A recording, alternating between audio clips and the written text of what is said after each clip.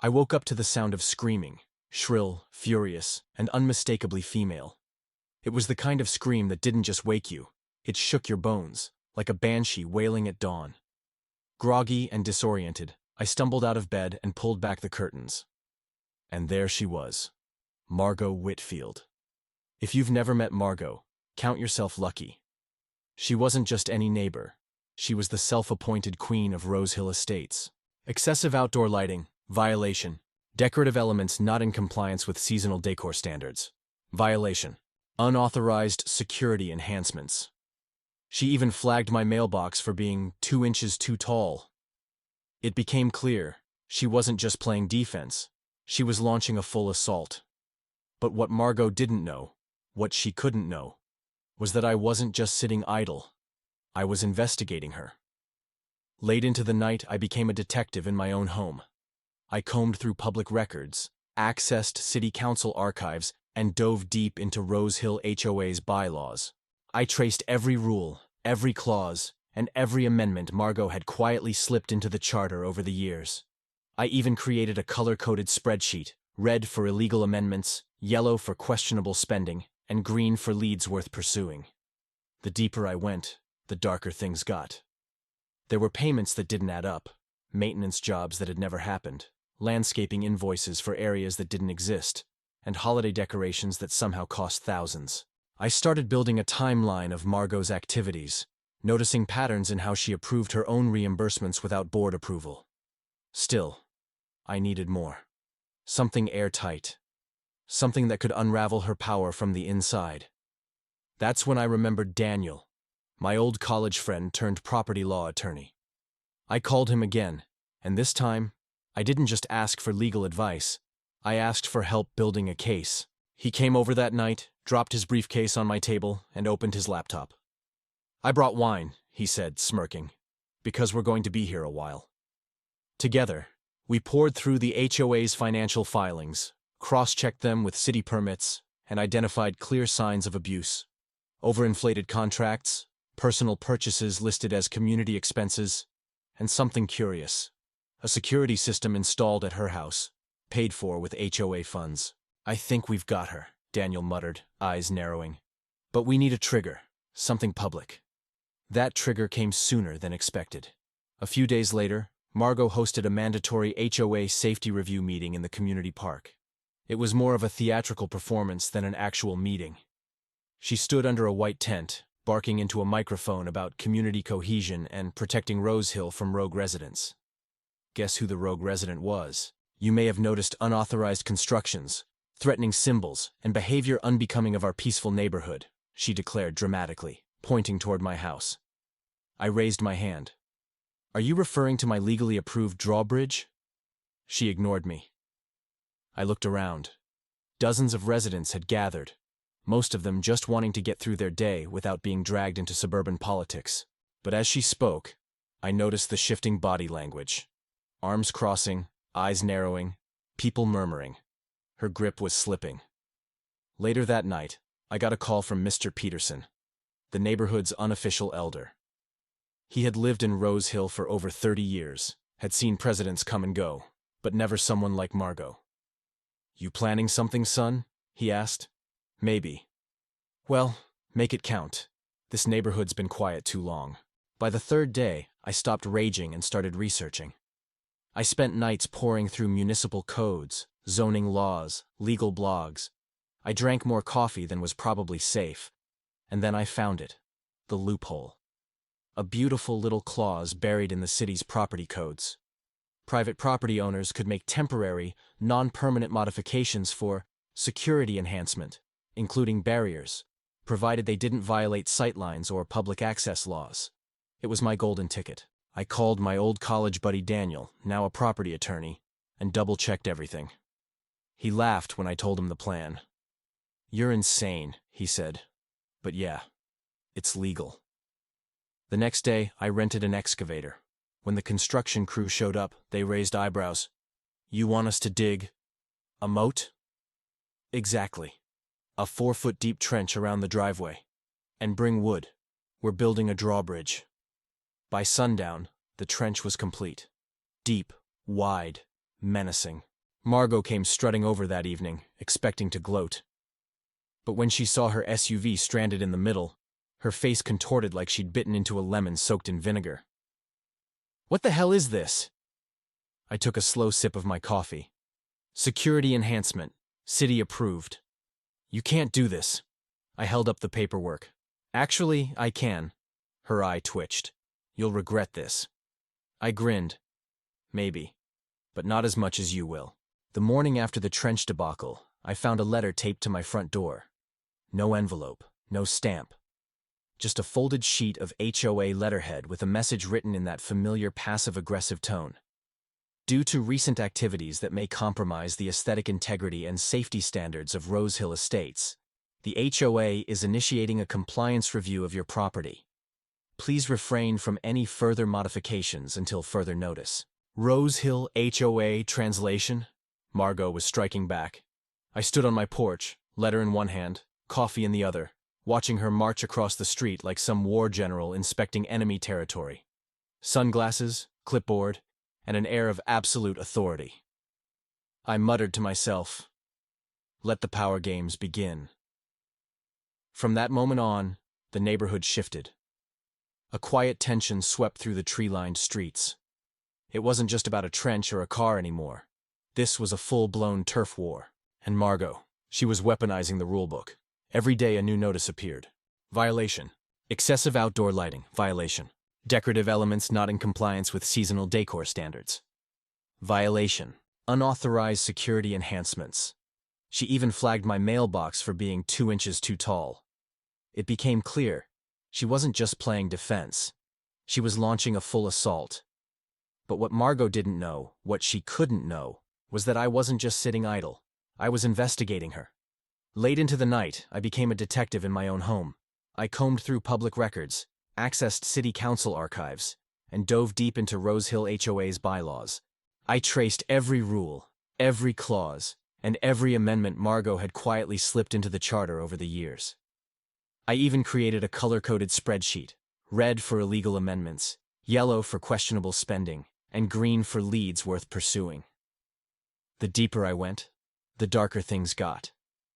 There were payments that didn't add up, maintenance jobs that had never happened, landscaping invoices for areas that didn't exist, and holiday decorations that somehow cost thousands.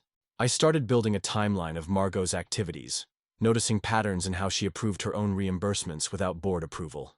Still, I needed more. Something airtight. Something that could unravel her power from the inside.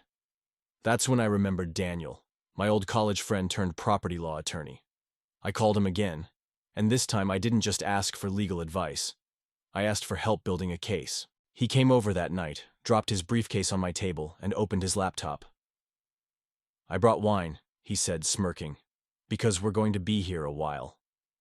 Together, we poured through the HOA's financial filings, cross-checked them with city permits, and identified clear signs of abuse. Overinflated contracts, personal purchases listed as community expenses, and something curious. A security system installed at her house, paid for with HOA funds. "I think we've got her," Daniel muttered, eyes narrowing. "But we need a trigger, something public." That trigger came sooner than expected. A few days later, Margot hosted a mandatory HOA safety review meeting in the community park. It was more of a theatrical performance than an actual meeting. She stood under a white tent, barking into a microphone about community cohesion and protecting Rose Hill from rogue residents. Guess who the rogue resident was? "You may have noticed unauthorized constructions, threatening symbols, and behavior unbecoming of our peaceful neighborhood," she declared dramatically, pointing toward my house. I raised my hand. "Are you referring to my legally approved drawbridge?" She ignored me. I looked around. Dozens of residents had gathered, most of them just wanting to get through their day without being dragged into suburban politics. But as she spoke, I noticed the shifting body language. Arms crossing, eyes narrowing, people murmuring. Her grip was slipping. Later that night, I got a call from Mr. Peterson, the neighborhood's unofficial elder. He had lived in Rose Hill for over 30 years, had seen presidents come and go, but never someone like Margot. "You planning something, son?" he asked. "Maybe." "Well, make it count." This neighborhood's been quiet too long. That night, I sat alone in my study, staring at a corkboard filled with printouts, maps, notes, and timelines. Margot had power, yes, but she ruled by fear, not respect. And fear crumbles the moment someone dares to push back. That's what I had to do. But not with noise, not with brute force, with precision. I started preparing a presentation, a digital file with financial statements, witness testimonies, video footage of her trespassing, and city approvals for every step I had taken. I also prepared copies, lots of them, USB drives, emails set to send automatically, a sealed envelope to the mayor's office if things went sideways. Because this wasn't just about me anymore. It was about the community, and the way she was using the HOA as her personal kingdom had to end. One night, as I was scanning documents, I heard footsteps outside. I peeked through the blinds. It was Margot. She stood at the edge of my property, flashlight in hand, scribbling something in her notebook. She didn't see me watching, but I saw her. She walked along the trench, inspecting every inch of the drawbridge's frame, mumbling to herself. Then she took photos. Lots of them. But that wasn't the strange part. She wasn't alone. A black car was idling down the street. Someone inside watching her, lights off. She glanced at the car twice, then waved subtly. That night, I couldn't sleep. I kept going over the footage from my security cameras, rewatching that wave. Who was she signaling? And why? This wasn't just a neighborhood feud anymore. This was politics, power, maybe even corruption. I opened my folder, stared at the photo of Margot smiling at a city fundraiser, and whispered to myself, "You've been playing this game for years, but you finally made a mistake." I closed the folder and reached for my phone. It was time to play offense. By the time the sun rose the next day, I had made my decision. If Margot wanted to turn my life into a political circus, fine. I'd turn my home into a fortress, not out of spite, but out of necessity. I needed something so bold, so indisputable, that even her twisted version of the rulebook wouldn't know what to do with it. I didn't just want to defend myself anymore. I wanted to send a message. I started with logistics. I called back the same crew who had helped me dig the trench. This time I paid them double. Not just for discretion, but for speed. Within hours, there was the hum of machinery in my driveway again. Shovels, wood planks, concrete mix, steel hinges. It all came rolling in like we were preparing for a medieval siege. And in a way, we were. Neighbors peeked out from behind curtains. A few brave souls wandered over to ask what I was building. I told them with a smile, a drawbridge. Some laughed. Others blinked, unsure if I was joking. I wasn't. Every single part of the project was by the book. Temporary, non-permanent, removable, but also fully functional. I had measurements, schematics, and city approvals. My lawyer Daniel had helped me file everything in triplicate. If Margot tried to shut it down, she'd be walking into a legal minefield. The bridge itself was a work of art. Reinforced oak planks, industrial-grade hinges, a hand-operated pulley system made from steel cables and a custom gear mechanism I'd ordered online. The entire thing could be raised in less than 30 seconds with a few sharp tugs. And when it lifted, my driveway became completely inaccessible.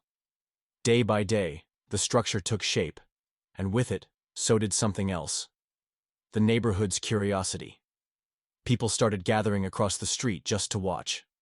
One kid on a scooter even whispered to his friend, "Is he building a castle?" The rumor spread faster than I expected. By the fourth day, it was impossible to keep things quiet.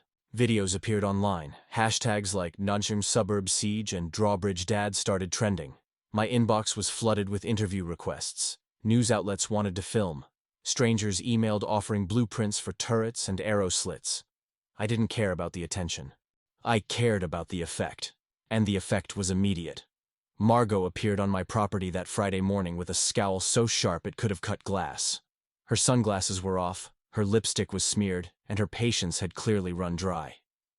"This has gone too far, Ethan," she snapped, storming toward the edge of the trench. I was kneeling by the pulley, adjusting the tension. I didn't even look up. Be careful. That dirt's still loose. What are you trying to prove? That you're some kind of king? This isn't medieval times. No, I said, finally standing. It's modern times, which means I have rights. She jabbed a finger at the bridge. This is an eyesore. It violates community standards. I pulled a laminated document from my tool belt. Section 14, subsection B. Temporary security installations approved by municipal code and reviewed by legal counsel. Filed with the city. Want a copy? She snatched the paper and read it like it was written in ancient Greek. Her eyes narrowed. You think this is clever? She hissed. This little stunt? I think it's necessary, I replied, because you made peace impossible. For a moment, she didn't say anything, just stood there, seething. Then, under her breath, she muttered something chilling. You have no idea what you've started. With that, she turned on her heel and walked away, heels crunching in the gravel. I watched her leave, but a knot formed in my stomach. Not from fear, but from anticipation. Because she was right. This wasn't the end. It was just the beginning. The bridge was completed the next day. My crew tested it twice. The cables groaned with tension, but it held firm. I recorded the first full lift and posted it online with a simple caption. Rose Hill now has a drawbridge. HOA approved. The video exploded overnight. Hundreds of thousands of views, comments from all over the world, memes, parodies, even a folk song someone wrote titled, Raise the Bridge, Ethan. But the internet wasn't the only one watching. That night, I spotted Margot standing outside her house, arms folded, watching my drawbridge like it was an alien artifact. The porch light cast long shadows behind her, and for a split second, I wondered what she was planning. The next morning, a city inspector arrived. A tall man in a tan windbreaker, clipboard in hand. He introduced himself with a polite smile and asked to assess the new structure. I showed him the permits, walked him through the build, even offered him coffee. After 20 minutes, he shook my hand. Everything looks solid, he said. You've done your homework. I nodded. I had to. As he drove away, I saw Margot standing by her window, watching, lips pressed into a thin line. She had called him, and he had left without writing a single violation. That night, I celebrated. Not with champagne, but with silence. No pounding on the door. No fines in my mailbox. Just the sound of wind rustling through the trees and the comforting creak of my bridge resting in place. And for the first time in weeks, I felt something I hadn't felt since I moved into Rose Hill. Control. But I knew Margot wasn't done. A storm was brewing. Quiet, calculated, and dangerous. And I was ready for it. Because the trench and the drawbridge weren't just protection. They were a warning. For a few days, the neighborhood was unnervingly quiet. No more letters on my door. No surprise inspections. No Margot. It was the kind of silence that didn't feel like peace. It felt like something was brewing. I had this constant prickling feeling at the back of my neck, like someone was watching. Maybe they were. Margot wasn't the kind of person to retreat. She was the type to recalculate. So I waited. And she didn't disappoint. It started small. Annoyingly small. An anonymous report to the city claimed I was running unauthorized construction after hours. Then came the fake complaints. Suspicious activity, noises in the middle of the night, and an unstable trench posing a risk to children. The city sent another inspector. Same guy as before. He walked around the property, took some photos, checked the permits again, and shook his head with a grin. Honestly, I'm starting to root for you, he said as he left. But the next attack wasn't so subtle. It happened at 2:46 a.m. on a Thursday. I remember the exact time because I woke up to the sound of wood splintering. A heavy, sickening crunch that didn't belong in the quiet of the night. My heart spiked. I jumped out of bed, threw on a hoodie, and raced to the window. What I saw turned my blood cold. My drawbridge, my handcrafted, HOA-approved, fully functional bridge, was destroyed. One side had collapsed into the trench. The ropes had been sliced clean. Jagged, frayed ends dangled like snapped tendons. And standing in the shadows of the wreckage was Margot, dressed in all black, hood up, holding bolt cutters. I didn't even hesitate. I hit record on my security app and sprinted downstairs. By the time I got to the front door, she was already scrambling across my lawn, trying to get back to her house unnoticed. I opened the door and shouted, "Nice outfit! Going for suburban ninja this year?" She froze mid-step, then turned around slowly, her face a mask of rage and panic. "You have no right to film me." "You're trespassing," I said, holding up my phone, "and vandalizing private property." "I was conducting an inspection. HOA protocol." "At 3 in the morning, with bolt cutters?" She opened her mouth to speak, but no words came out. Just silence, and the sound of her shallow breathing. "I've got it all on camera," I said coldly. "And the police are on their way." Her mask cracked. "You're harassing me," she shouted. "You're making a mockery of this entire neighborhood. This place used to have standards." "No," I said, stepping closer. "This place used to have fear. Now it has accountability." Just then, red and blue lights rolled up the street. 2 patrol cars pulled into my driveway. Officers stepped out, calm but alert. I handed over the footage and explained what happened. Margot tried to spin a story, claimed she was stopping a safety hazard, that the bridge was a danger to the community, that she had a duty to act. But the video didn't lie. She was arrested right there on my front lawn, charged with trespassing and property damage. Watching her get handcuffed was strangely satisfying. Not because I wanted revenge, but because, for once, someone who abused power was being held responsible. The neighborhood exploded with gossip the next morning. People who had once cowered under her rule were now openly talking about the Queen of Rosehill being dragged into the back of a squad car. A few even brought me cookies and congratulatory handshakes. One kid rode by on his bike and shouted, "Nice takedown, Mr. Blake." But the best part? It wasn't over. Margot had stirred the pot too many times, and now the HOA board had no choice but to act. An emergency vote was called to decide her fate as president. I showed up to that meeting with a manila folder under my arm. Inside, copies of every shady invoice, every unauthorized expense, and even proof that she had installed a personal home security system using HOA funds. The room was packed. Margot wasn't there, probably on legal advice, but her remaining allies were. They looked nervous, sweating under the fluorescent lights.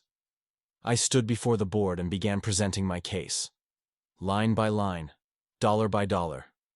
The room fell silent. Even the members who had once nodded obediently in Margot's presence now looked horrified. One woman covered her mouth. Another whispered, "How did we miss this?" I looked them in the eyes. "You didn't miss it. You were scared." And for once, no one disagreed. The vote was unanimous. Margot Whitfield was removed as HOA president. And the moment that gavel hit the table, something changed. The air in the room shifted. Like a window had finally been opened after years of being stuck shut. People exhaled, smiled, looked at each other like neighbors again. That night, as I stood on my driveway staring at the wreckage of my once beautiful bridge, a city truck pulled up. Out stepped a quiet man in a beige uniform. He nodded at me, then walked up to Margot's SUV, still stranded in the center of my trench, and began the towing process. Irony never tasted so sweet. Not because I wanted to humiliate her, but because her downfall had come not through shouting, or lawsuits, or retaliation. It had come through truth, through proof, through a drawbridge, a trench, and a refusal to stay quiet. But I knew something else too. Margot was gone. For now.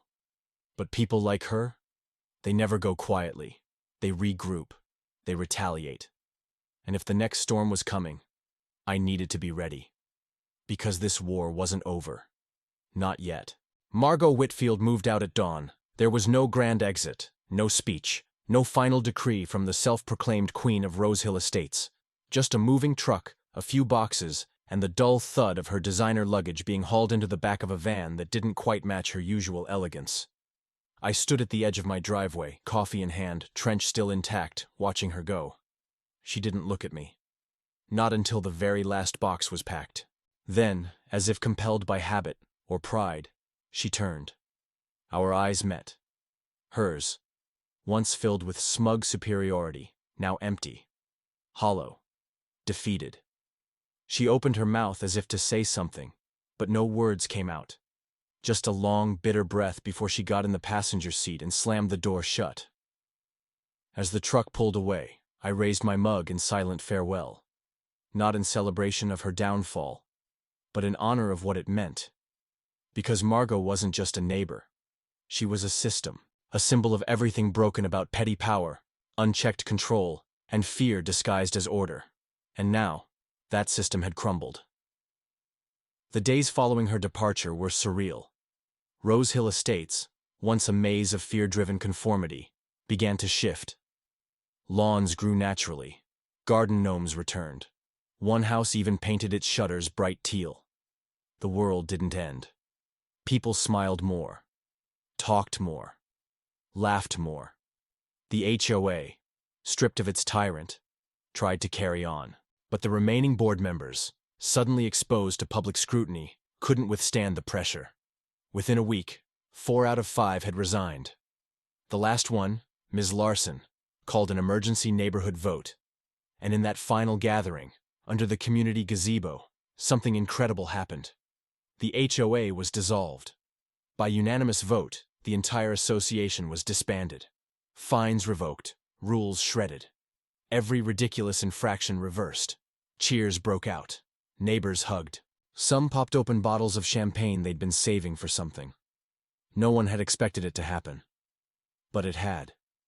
Freedom, after years of silent oppression, had finally arrived. As for me, I became something of a legend. People from other neighborhoods emailed me. Some asked for advice. Others asked for blueprints to the Drawbridge. A few even sent fan art. One drawing had me in a suit of armor riding a lawnmower like a warhorse. Kids called my home Castle Blake. The trench, once seen as an act of defiance, became a landmark. I repaired the drawbridge, added lights under the beams, and placed a small wooden plaque at the edge of the trench. It read, "In memory of HOA tyranny, may we never be silent again." Visitors would come just to take pictures with it. Journalists ran stories titled "The Man Who Defeated the HOA with a Drawbridge." Even a documentary team reached out. But the fame? That wasn't the point. The point was ownership. Not just of a home, but of dignity, of voice, of the right to say, "No, this is my space, and you will not bully me off it." One evening, as the sun dipped behind the rooftops, casting long golden streaks across my lawn, Mr. Peterson stopped by. He walked slow, cane in one hand, a half-smile tugging at the corners of his weathered face. "I never thought I'd see it," he said, looking around the street, now alive with laughter, music, and the scent of backyard barbecues. Peace. Actual peace. I nodded, flipping the steaks on my grill. "Took a war to get here." He chuckled. "Yeah, but you didn't just fight back, son. You exposed something. You reminded people that power doesn't belong to the loudest voice or the biggest clipboard." He looked at me, eyes twinkling. "Sometimes it belongs to the guy with a shovel, a bridge, and the guts to say, 'Not this time.'" I smiled, clinked my tongs against his soda can, and raised it to the air. "To freedom. To earned freedom," he corrected. We stood there for a moment in silence, watching the kids ride their bikes through the neighborhood, parents chatting casually in driveways, someone playing jazz from a Bluetooth speaker across the street. This was what it should have always been. Later that night, I walked out to the edge of the trench. The moonlight shimmered across the water below. I tugged the rope, and the bridge lifted slowly, creaking gently like an old book being closed. The war was over. But its lesson remained. Not all tyrants wear crowns. Sometimes they wear name tags and live down the street. Sometimes their weapons aren't guns or knives, but rules, policies, petty fines, threats written in polite fonts. But the response doesn't have to be violence. It can be wit. It can be courage. It can be a drawbridge over a trench dug with conviction and a deep understanding of your rights. That night, I sat under the stars with my coffee and a quiet heart. I didn't feel like a warrior, or a rebel, or a local hero. I just felt home. And maybe, just maybe, that was the real victory all along. Sometimes all it takes is one person saying enough to break years of silence. If you're facing unfairness in your community, don't just fight back, fight smart. Stand firm, stay legal, and remember, the loudest authority isn't always the rightful one. You own your story. Now build your bridge. In the end, this wasn't just a story about a drawbridge, a trench, or a tyrannical neighbor. It was a reminder that power, true power, doesn't come from titles, rules, or loud voices. It comes from knowing your worth, standing your ground, and choosing not to be silenced. Ethan didn't raise a bridge just to block a car. He raised a statement, one that echoed through an entire neighborhood. You cannot control people who refuse to be afraid. And maybe that's something we all need right now. In a world where it's easy to feel small, where bureaucracy and bullies still exist in the form of policies, systems, or even people close to us, sometimes the boldest thing we can do is take back the space we're told doesn't belong to us. You don't need a trench to fight injustice. You need awareness. You need community. You need the courage to question what's always been the way things are. Whether it's standing up to corruption, defending your peace, or reclaiming your voice, you have more power than you think. And if one person in a quiet suburb can change an entire system with nothing more than persistence and a plan, what might you be capable of? So ask yourself, what's your drawbridge? If this story sparked something in you, leave a comment below. Tell us how you've stood your ground, or how you plan to. Don't forget to like, share, and most importantly, subscribe to the Story Forge for more powerful tales that challenge, inspire, and ignite action. We're not just telling stories, we're forging revolutions. Are you ready to build yours?